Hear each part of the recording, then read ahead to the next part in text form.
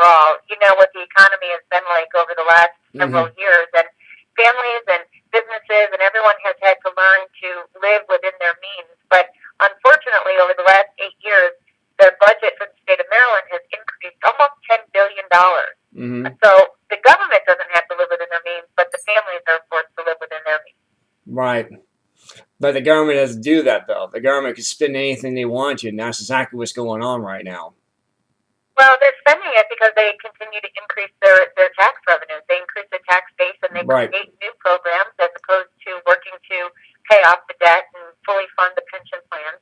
And, you know, the conservatives are really looking for somebody to take on this new administration that, you know, has a handle on, you know, keeping spending to a minimum and decreasing the taxes so that we can create more jobs and more businesses coming to the state.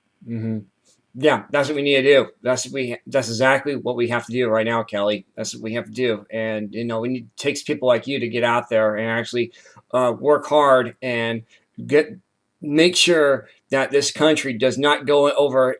Right now, we're at $18 trillion. We do not want to go over $21 trillion. We got to stop this spending.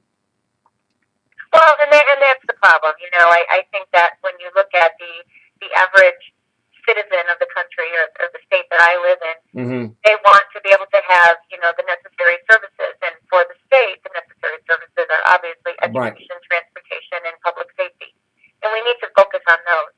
There's a lot of programs out there that the state and really the country, that the federal government continue to impose and create new programs that isn't probably necessary for a government entity to have to create.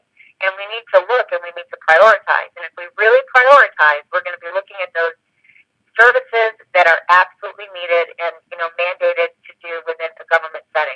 Everything else should be handled in the private sector to be handled better and cheaper in the private sector. And I think that we just need to come to that realization and put people in office that are not trying to win the votes by creating programs for specific special interest groups. Bingo. That's well said. Well put.